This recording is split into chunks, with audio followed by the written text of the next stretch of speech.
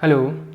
तो हम लोग लास्ट लेक्चर में जो हमने डिस्कस किया था वो करंट के बारे में डिस्कस किया था, चार्ज के बारे में डिस्कस किया था। ये थर्ड लेक्चर है इलेक्ट्रॉनिक्स का, इसमें हम लोग वोल्टेज के बारे में डिस्कस करेंगे। तो वोल्टेज क्या है, किस तरीके से उसका काम लेते हैं, या क्या उसका मतलब क्या है, या बैटरी में हम बोलते हैं 5 वोल्ट है या 10 वोल्ट है, उसका क्या मतलब है, किसी भी जगह पर वोल्टेज कैलकुलेट करते हैं उसका क्या मतलब है। तो वोल्टेज या वोल्टता जो बोलते हैं वो पढ़ेंगे हम लोग, इसके बारे में डिस्कस करते हैं। बाकी का जो मेरे बारे में और हमारे ऐप के बारे में जो इन्फॉर्मेशन है वो पहले गिवन है, तो वहाँ पे जाके देख ले। हम लोग किसके बारे में बात करेंगे, वोल्टेज के बारे में बात करेंगे, वोल्टेज के बारे में, ठीक है। तो वोल्टेज या इसको हम लोग पोटेंशियल जो होता है ना, विभव जिसको बोलते हैं वो भी बोलते हैं। तो मैं इसको अगर हिंदी में बोलूँ तो इसको मैं वोल्टता बोल दूँ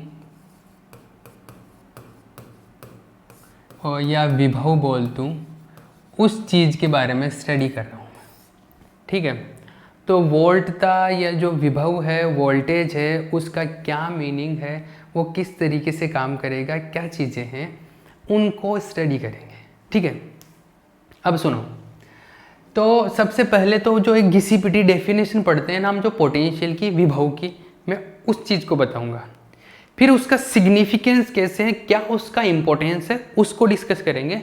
फिर मैं वोल्टेज का आपको एक अलग डेफिनेशन बताऊंगा, फिर उसके बारे में बात करेंगे, ठीक है। तो सबसे पहले तो हम लोग जो विभव या पोटेंशियल का जो आप बचपन से जो डेफिनेशन पढ़ते आ रहे हो ना,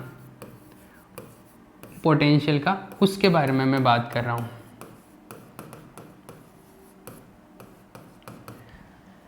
आप ये पढ़ते हो कि अनंत से किसी एकांक धनावेश को विद्युत क्षेत्र के विरुद्ध लाने में बाह्य एक्सटर्नल एजेंसी द्वारा, बाह्य कारक द्वारा किया गया जो कार्य होता है उसको क्या बोलते हैं, विभव बोलते हैं। इस तरीके से आप बोलते हो, मतलब the work done by an external agency to bring a charge from infinity to a particular point against the electric field. So the work done in that particular process is known as potential at that particular point. इस तरीके से हम लोग इसका क्या है, इसका definition बताते हैं। तो इसका जो डेफिनेशन है उसको मैं बता रहा हूँ। हम लोग ऐसे बताते हैं कि एक जैसे एक पॉजिटिव चार्ज है, उसकी वजह से जो इलेक्ट्रिक फील्ड है वो ऐसे होगा, जो विद्युत क्षेत्र है वो इस तरीके से आता है, इसकी वजह से, ठीक है, ऐसे आता है इलेक्ट्रिक फील्ड।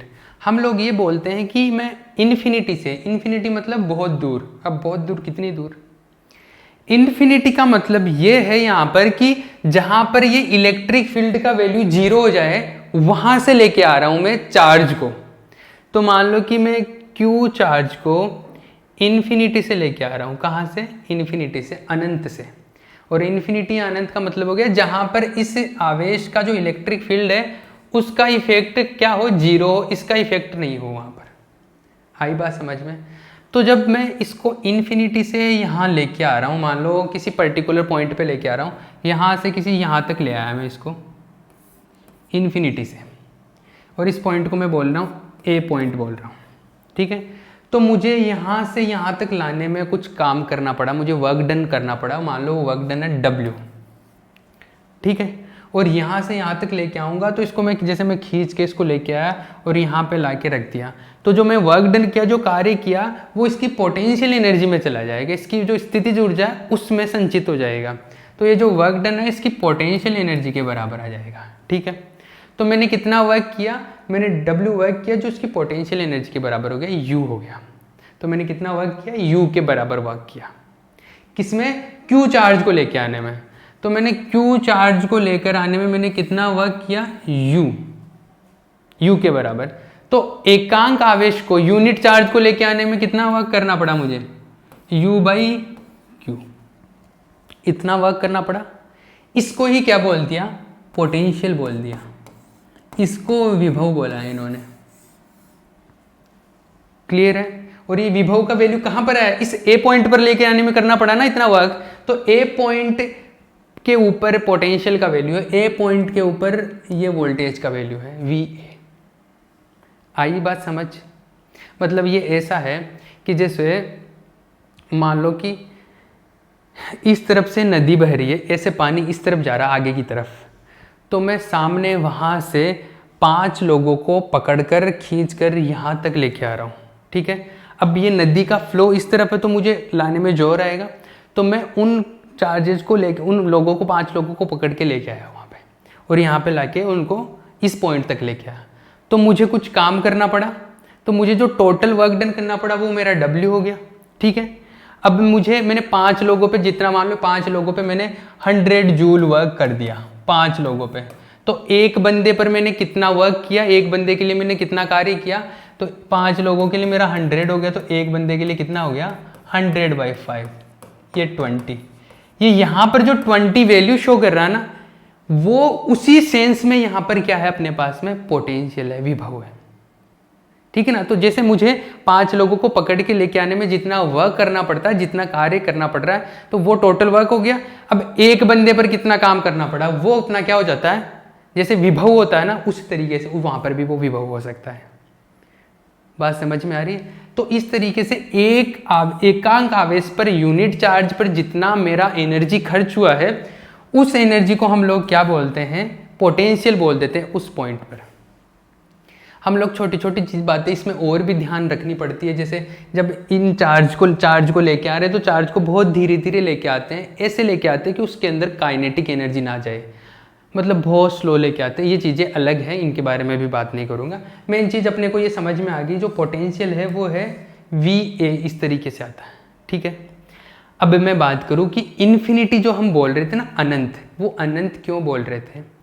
अनंत इसलिए बोल रहे थे कि मुझे ये काम करना पड़ा, मुझे अनंत के सापेक्ष, मुझे अनंत के रिस्पेक्ट में बात कर रहा हूँ मैं, कि मैं कहाँ से लेके आ रहा था, अनंत से इन्फिनिटी पे, और अनंत पर इस इलेक्ट्रिक फील्ड का असर कितना था, 0।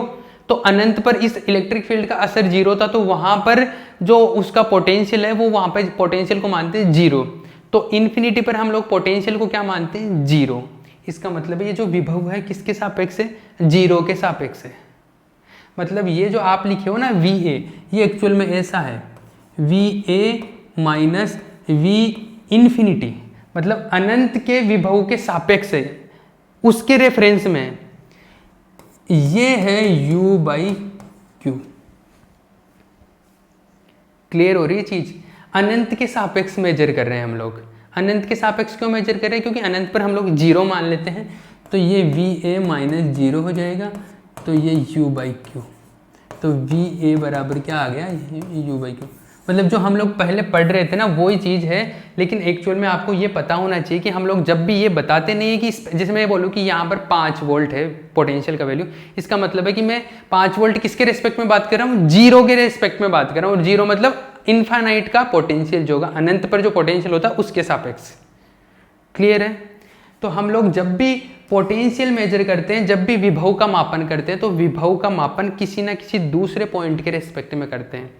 तो पोटेंशियल विभव का कोई सिंगल विभव का कोई मीनिंग नहीं होता, एक्चुअल में विभवांतर का मीनिंग होता है। यहाँ पर भी जब हम विभव या पोटेंशियल बोल रहे हैं, तब हम लोग क्या बोल रहे हैं, हम अनंत के रेस्पेक्ट में उसका मेजर कर रहे हैं, मतलब अनंत के सापेक्ष ही मेजर कर रहे हैं। अब भले ही अनंत पर 0 हो गया तो हम लोग वो 0 यहाँ पर दिखा नहीं रहे, लेकिन हम जब भी मेजर करते हैं वो किसी दूसरे पॉइंट के रेस्पेक्ट में मेजर करते हैं। तो सिंगल पोटेंशियल का कोई मीनिंग नहीं होता, पोटेंशियल डिफरेंस का ही मीनिंग होता है। तो पोटेंशियल डिफरेंस 2 पॉइंट के बीच का मेजर किया जाता है। अगर हम लोग एक ही पॉइंट पर पोटेंशियल बता रहे हैं कि इस पॉइंट पर पोटेंशियल इतना है, तो इसका मतलब कि वो दूसरा जो पॉइंट है वो हमने 0 पोटेंशियल पे मान रखा है, खुद नहीं मान लिया, या वो अंडरस्टूड हो जाएगा। अगर कहीं पे जिक्र नहीं कर रहा है दूसरे पॉइंट का, अगर मैं बोलूँ कि जैसे मान लो एक वायर है, मैं बोलूँ कि यहाँ पर पोटेंशियल कितना होगा, तो इसका मतलब है कि यहाँ पर एक पॉइंट पे तो पोटेंशियल निकाल नहीं सकते, पोटेंशियल डिफरेंस ही निकालते हैं। तो मैं तो एक पॉइंट पे पूछ लिया, तो एक पॉइंट पे पूछने का मतलब है कि आप इस पॉइंट और 0 के रेस्पेक्ट में बताओ। आ रही बात समझ में? मतलब वो जो दूसरा पॉइंट है वो 0 है, वो मानना आपको। क्लियर है? तो यहाँ से पोटेंशियल का मीनिंग समझ में आ गया। तो पोटेंशियल एक्चुअल में एक तरीके से एनर्जी ही है, एनर्जी तो नहीं है लेकिन एनर्जी पर यूनिट चार्ज है, ऊर्जा प्रति एकांक आवेश है। तो आप जो पोटेंशियल है या वोल्टेज है उसको आप क्या समझ सकते हो, आप उसको समझ सकते हो कि वो क्या है, एक तरीके से एनर्जी ही है एग्जैक्टली, क्योंकि उसका यूनिट तो क्या है, एनर्जी का यूनिट अपॉन चार्ज का यूनिट होता है जो जूल पर कूलाम आएगा, बट वो एनर्जी के जैसे आप उसको सेंस को समझ सकते हो। ज़्यादा वोल्टेज मतलब ज़्यादा एनर्जी होगी, कम वोल्टेज मतलब कम एनर्जी होगी। क्लियर है?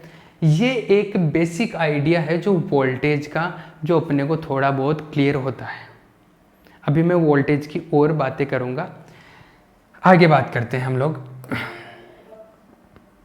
अब इतनी चीज़ क्लियर हो गई जो मैंने बता दी, तो एक चीज़ तो यहाँ से ये बात क्लियर है क्या, कि जो आपका वोल्टेज है वो एक तरीके से क्या है, एनर्जी जैसा है।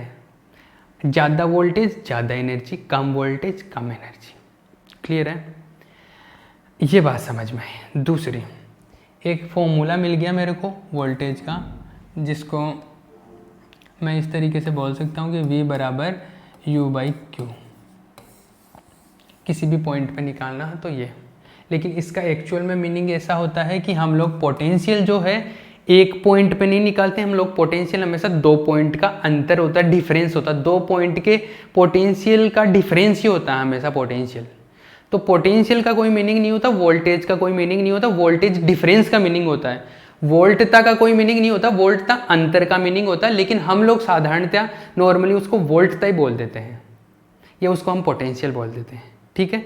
तो जो चलन में हमारे वर्ड है वो क्या है, वोल्टेज ही है, लेकिन एक्चुअल में वो है वोल्टेज डिफरेंस, वोल्टता अंतर या विभव अंतर, क्योंकि 2 पॉइंट के बीच का कैलकुलेट करते हैं हम हमेशा। ठीक है? ये बात अभी तक यहाँ तक क्लियर हो गई। ये पोटेंशियल एक तरीके से हमने पढ़ लिया, तो मैं इसको ऐसे भी लिख सकता हूँ कि ये 2 पॉइंट के बीच का, जैसे एक A पॉइंट ले लूँ, एक B पॉइंट ले लूँ, तो ये ऐसा है,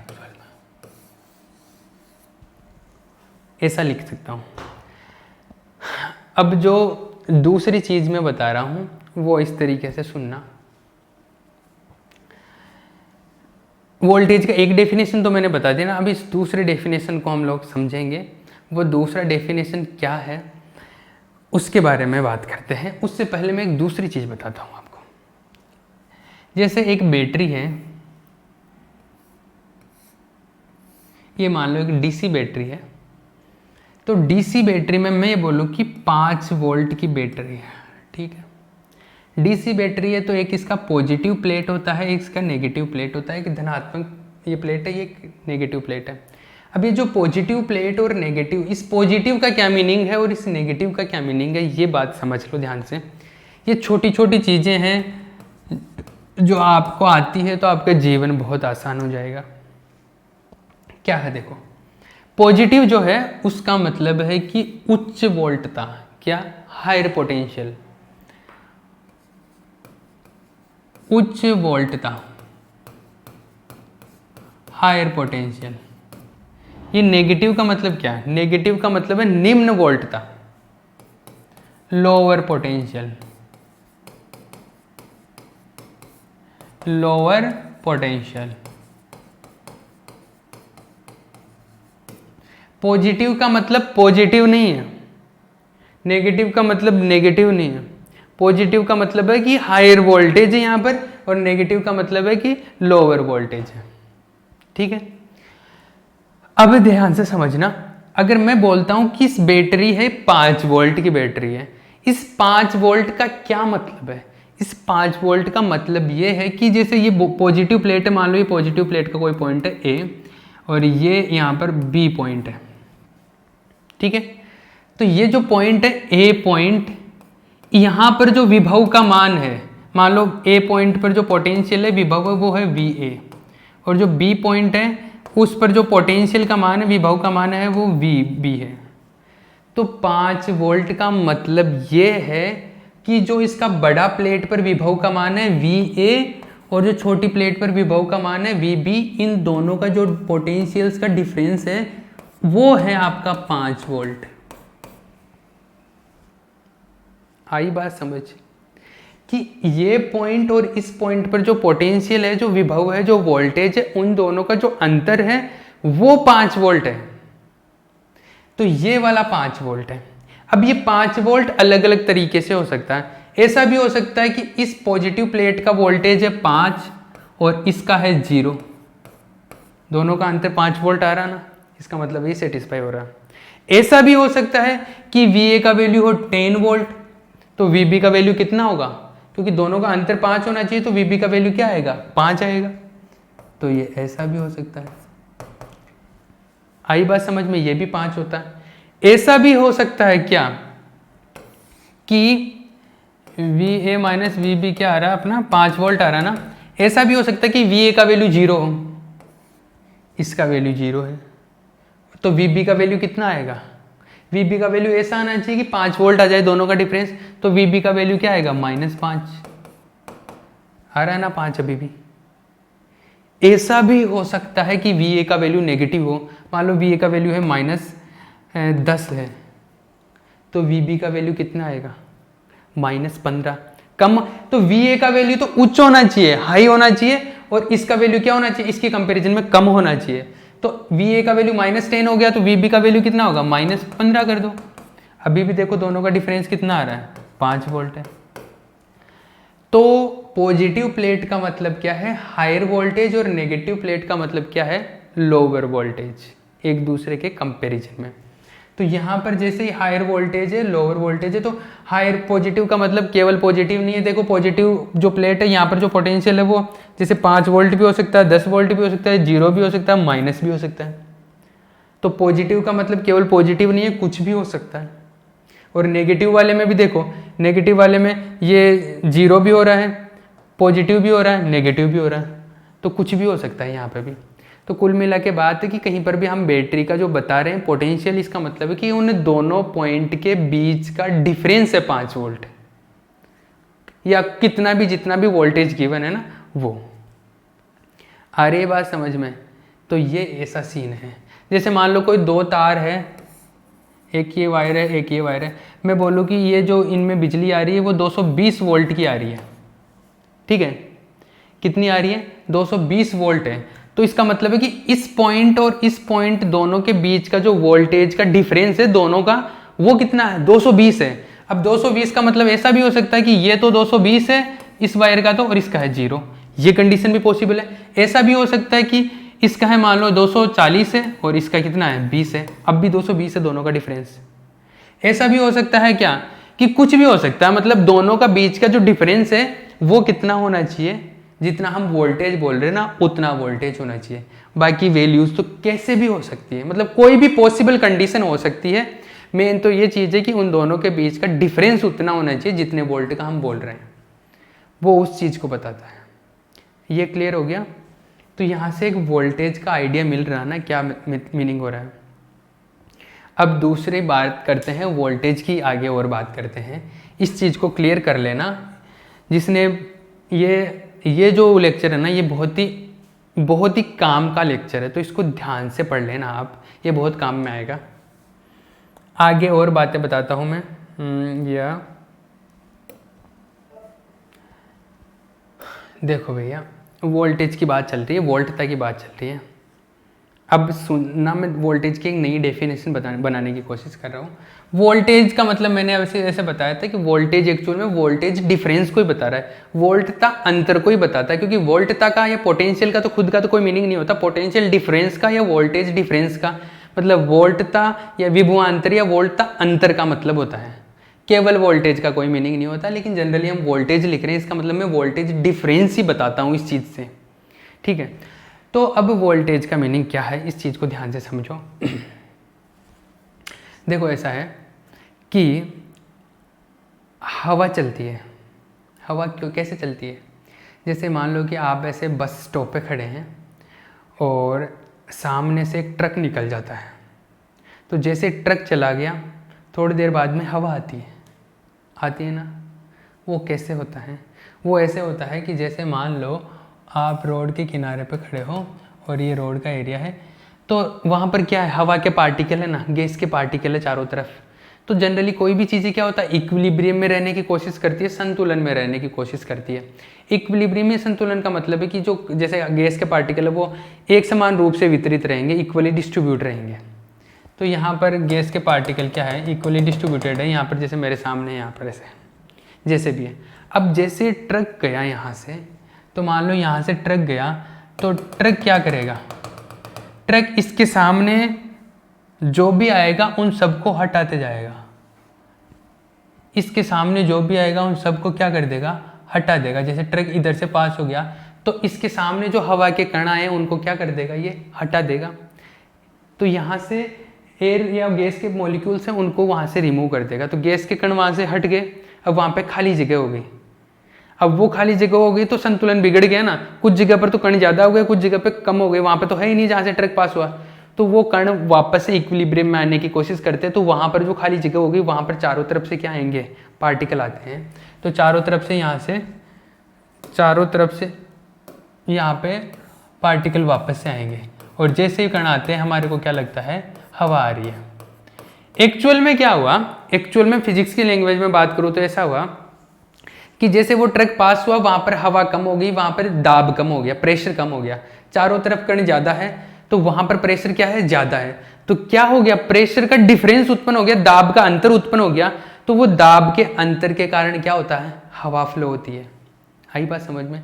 इसी तरीके से मैं बोलूँ कि जैसे पानी फ्लो होता है हाइट की वजह से, अपन ऊपर ले जाते हैं पानी को तो उसमें स्थितिज ऊर्जा आ जाती है, पोटेंशियल एनर्जी आ जाती है। तो वहाँ से ऊपर हाइट से नीचे की तरफ पानी फ्लो होता है। तो पानी का फ्लो क्यों होता है, हाइट के डिफरेंस की वजह से, ऊंचाई के अंतर की वजह से होता है। हवा कैसे फ्लो होती है, दाब के अंतर की वजह से। सेम उसी तरीके से, सेम उसी तरीके से विभव के अंतर की वजह से, मतलब वोल्टेज डिफरेंस की वजह से या वोल्टेज की वजह से क्या होता है, धारा फ्लो होती है। अगर दाब का अंतर नहीं हो, दोनों जगह पर प्रेशर, यहाँ पर भी प्रेशर बराबर है, यहाँ पर भी प्रेशर उतना ही है, यहाँ पर भी उतना ही है, तो यहाँ से यहाँ या यहाँ से यहाँ कभी भी हवा नहीं जाएगी। सेम उसी तरीके से अगर यहाँ पर वोल्टेज और यहाँ पे वोल्टेज बराबर है तो इधर से उधर इलेक्ट्रॉन नहीं जाएंगे, मतलब करंट नहीं जाएगा। मतलब करंट फ्लो होने के लिए क्या जरूरी चीज है, वोल्टेज का डिफरेंस होना जरूरी है, या वोल्टेज होना चाहिए। तो वोल्टेज या वोल्टेज मतलब वोल्टेज डिफरेंस को मैं वोल्टेज बोल रहा हूँ। तो वोल्टेज क्या चीज है, वोल्टेज वो फैक्टर है जिसकी वजह से करंट फ्लो होता है। आ रही बात समझ में, मतलब कि वोल्टता वो कारक है जिसके कारण क्या होता है, धारा का प्रवाह होता है। अगर वोल्टेज दोनों जगह पे बराबर है तो कभी भी क्या होगा, धारा का फ्लो नहीं होगा। तो मैं इस चीज को बता देता हूं, क्या है, वोल्टता अंतर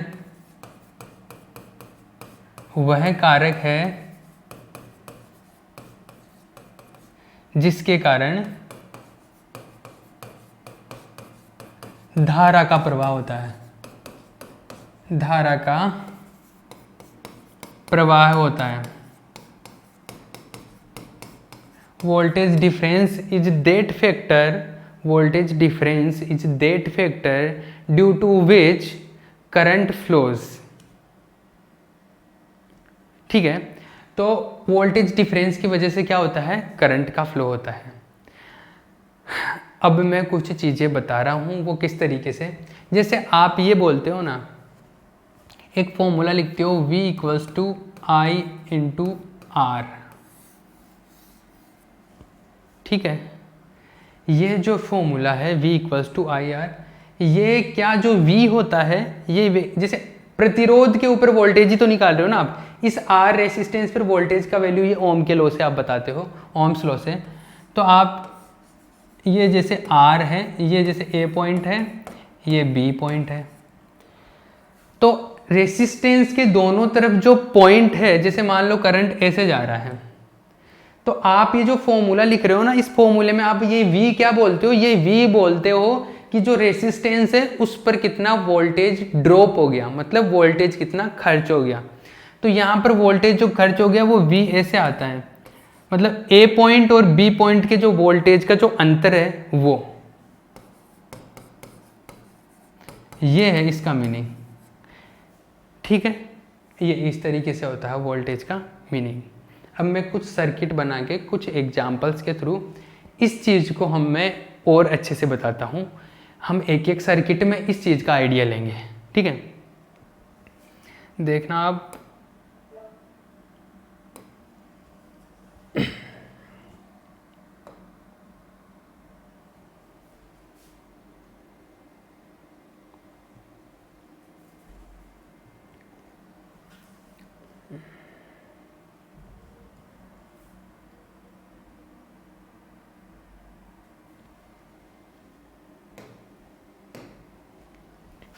तो हम लोग सर्किट की बात करते हैं, तो हम वोल्टेज के से रिलेटेड सर्किट बनाते हैं। देखो अब मैं जो चीज़ें बता रहा हूँ ना, उन चीज़ों को ध्यान से समझ लेना, बहुत छोटी छोटी चीज़ें हैं। हमने एक चीज़ तो समझ ली थी पहले, क्या कि जैसे मैं एक बैटरी बना रहा हूँ, ये 5 वोल्ट की बैटरी है, तो 5 वोल्ट का मतलब है कि इन दोनों पॉइंट के बीच का जो डिफरेंस है वो 5 वोल्ट है। ठीक है, अब जैसे मैं एक सर्किट बनाता हूँ, जैसे एक छोटा सा एक सर्किट बनाया मैंने, ये सर्किट क्या है, एक्टिव सर्किट, पैसिव सर्किट, सक्रिय परिपथ, निष्क्रिय परिपथ, ये एक एक छोटी छोटी चीज़ें मैं डेफिनेशन के तौर पे लिखवाऊंगा। पहले ये लेक्चर क्लियर कर लो पोटेंशियल का, ये क्लियर हो गया ना, आगे चीज़ें बहुत सिंपल है फिर। तो ये है मान लो 10 वोल्ट की बैटरी है। अब 10 वोल्ट का मतलब है कि इस पॉइंट और इस पॉइंट के बीच का डिफरेंस कितना है, 10 वोल्ट है ना, 10 वोल्ट है। तो इस पॉइंट और इस पॉइंट का, अब ये हो सकता है कि 10 हो, ये 0 हो, ये 20 होगा तो ये 10 हो जाएगा, कैसे भी हो जाएगा। लेकिन हम सिंपली कैलकुलेशन के लिए जो सबसे इजी रहता है वो हम ये मान लेते हैं कि ये 10 वोल्ट है, तो इसको पॉजिटिव प्लेट को 10 ले लो और नेगेटिव प्लेट को क्या कर लेते हैं हम 0 पे ले लेते हैं। ठीक है, अब देखना ध्यान से, ये यहाँ पर 10 वोल्ट है, यहाँ पर कितना वोल्टेज होगा, यहाँ पर कितना वोल्टेज होगा, यहाँ पर कितना होगा, यहाँ पर कितना। मैं जो पॉइंट बना रहा हूँ, इन सब पॉइंट पर मुझे वोल्टेज का वैल्यू पता करना है। क्या करना है, वोल्टेज का वैल्यू पता करना है। अभी मैं कोई फॉर्मूला नहीं लगा रहा, कोई फॉर्मूला नहीं लगा रहा, मैं सिंपल चीज़ें बता रहा हूँ। पहली चीज़ तो आपको इसमें देखना है कि करंट फ्लो हो रहा है कि नहीं। करंट तो फ्लो हो रहा है, क्योंकि तार कनेक्टेड है तो करंट फ्लो हो रहा है। ठीक है, जरूरी नहीं कि हमेशा तार कनेक्टेड हो तो करंट फ्लो हो। आगे मैं ऐसे भी सर्किट बताऊंगा कि तार तो कनेक्टेड है लेकिन करंट क्या है, फ्लो नहीं हो रहा है। तो अभी मैं इस चीज़ के बारे में बात करूंगा कि ये कैसे है। तो यहाँ पर ये 10 वोल्ट है, ये नेगेटिव है, ये पॉजिटिव है। तो ये 10 वोल्ट का, यहाँ पर 10 वोल्ट है। अब देखो ये जो वायर है, ये जो संयोजित तार है, इसमें मैं ऐसे मान रहा हूँ कि जो संयोजित तार है ये, इसका खुद का कोई प्रतिरोध नहीं है, खुद का कोई रेसिस्टेंस नहीं है। मतलब इस तार के ऊपर कोई एनर्जी खर्च नहीं होती, केवल इस ये जो रेसिस्टेंस लगाया ना, इसी के ऊपर क्या एनर्जी खर्च होगी। एनर्जी खर्च होने का मतलब पोटेंशियल खर्च होना, विभव खर्च होना। तो यहाँ पर 10 वोल्ट है, यहाँ पर भी कितना होगा, 10 वोल्ट ही होगा, क्योंकि इन दोनों के बीच में कोई खर्च करने वाली लगी हुई कोई डिवाइस नहीं लगी हुई ना। तो यहाँ पर भी 10, यहाँ पर भी 10 वोल्ट, यहाँ पर भी 10 वोल्ट। इधर से देखो तो यहाँ पर 0 था, क्योंकि नेगेटिव पे मैंने 0 माना, तो यहाँ पर भी 0 ही है, क्योंकि इन दोनों के बीच में तो कोई डिवाइस लगी हुई नहीं है, तो इन दोनों के पेड़ तो बराबर रहेगा। यहाँ पर 0, यहाँ पर 0, यहाँ पर 0, यहाँ पर 0, 0 0 0 0 0, यहाँ पर भी 0। अरे आ रही ना बात समझ में। इसका मतलब है कि ये पॉइंट है रेसिस्टेंस का, प्रतिरोध का। इधर वाला पॉइंट है, जैसे इसको ए मान लो, इधर वाला पॉइंट है बी। तो ए पॉइंट पर जो वोल्टेज है वो क्या आ गया, 10 वोल्ट आ गया, और बी पॉइंट पर जो वोल्टेज है वो क्या आ गया, 0 वोल्ट आ गया। तो दोनों, इन दोनों पॉइंट के बीच का जो वोल्टेज है वो ऐसे आता है ना, V A minus V B, और इसके अंदर जो करंट जाता है वो इनटू इसका जो रेसिस्टेंस आता है वो, ये ऐसे होता है। मतलब हम लोगों के पास भी जो हम लोग बोलते हैं ना कि प्रतिरोध पर इतना वोल्ट का पतन हो गया, इतना वोल्टेज ड्रॉप हो गया, उस वोल्टेज ड्रॉप होने का मतलब क्या है कि इस पर कितना वोल्टेज खर्च हो गया। खर्च होने का मतलब कि इसके ये टर्मिनल और इस टर्मिनल के बीच में वोल्टेज का अंतर कितना है। जैसे ये बैटरी से 10 वोल्ट लेके आया था यहाँ पर, और यहाँ पर कितना बचा, 0। इसका मतलब कि ये इसका दोनों का जो अंतर है, जो डिफरेंस है, वो इसके ऊपर ड्रॉप हो गया, इसके ऊपर खर्च हो गया। तो ए पॉइंट पर जो बैटरी से निकल के लेके आया, ए पॉइंट तक इसके पास में 10 था, लेकिन बी पर पहुंचते पहुंचते रेसिस्टेंस से बाहर निकलते निकलते इसमें कितना बच गया, 0। इसका मतलब कि ये जो दोनों का जो अंतर है ना, ये वोल्टेज ड्रॉप हो गया, वोल्टता का पतन हो गया इतना। क्लियर है। तो ये कोई भी रेसिस्टेंस पर वोल्टेज ड्रॉप होने का मतलब ये होता है, ये ऐसे निकालते हैं। इसको आगे कंटिन्यू करेंगे नेक्स्ट लेक्चर में, ठीक है।